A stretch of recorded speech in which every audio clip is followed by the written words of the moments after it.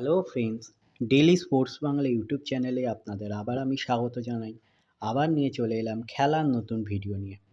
কেরালার ভারতীয় তারকার দিকে নজর আইএসএলের একাধিক ক্লাবের।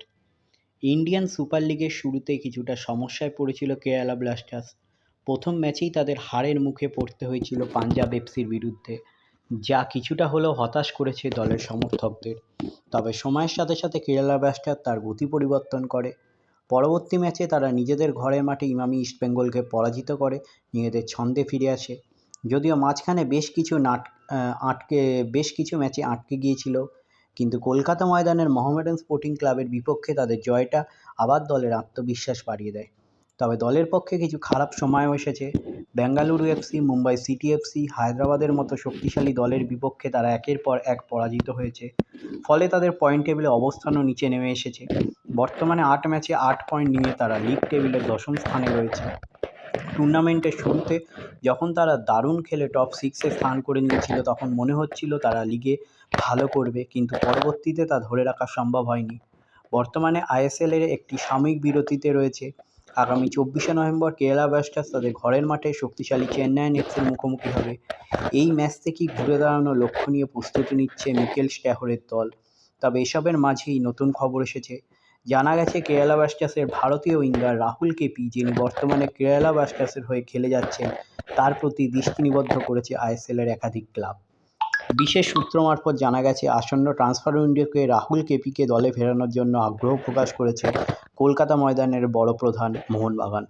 এছাড়াও বেঙ্গালুরু এফসি ২৪ বছর বয়সী এই ফুটবলারকে পাওয়ার জন্য আগ্রহ দেখাচ্ছে। তার সঙ্গে কেরালা ব্লাস্টার্সের চুক্তি আগামী বছরের মে মাস পর্যন্ত রয়েছে। তবে ম্যানেজমেন্ট সূত্রে খবর, আগামী ট্রান্সফার উইন্ডোতে রাহুল কেপিকে অন্য কোথাও পাঠানোর ব্যাপারে তারা আলোচনা চালিয়ে যাচ্ছে। রাহুল কেপির বর্তমান ফর্ম এবং প্রতিভা তাকে আইএসএলের অন্যতম জনপ্রিয় খেলোয়াড় করে তুলেছে।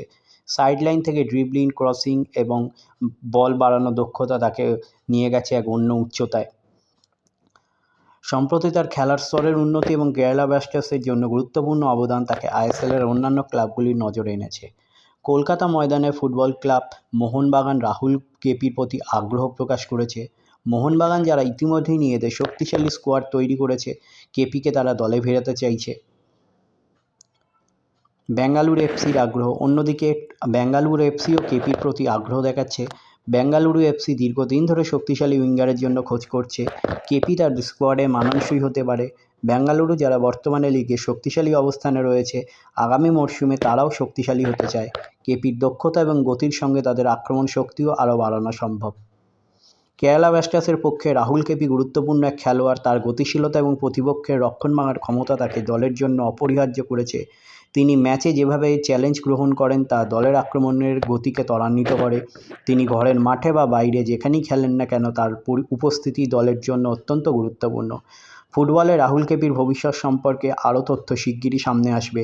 আইএসএলের পরবর্তী পর্যায়ে কেপি কোথায় খেলতে যাচ্ছেন তা জানার জন্য সমর্থকদের উত্তেজনা বাড়ছে। তাহলে এই হলো আজকে আমার ভিডিও। তাহলে আবার বলছি, আমার চ্যানেল যদি আপনাদের ভালো লেগে থাকে, অবশ্যই আমার চ্যানেলটিকে সাবস্ক্রাইব করে নিন। পাশে রাখা বেল আইকনটিকে ক্লিক করুন, যাতে সবার প্রথমে আপনারা আমার ভিডিও দেখতে পান। ধন্যবাদ।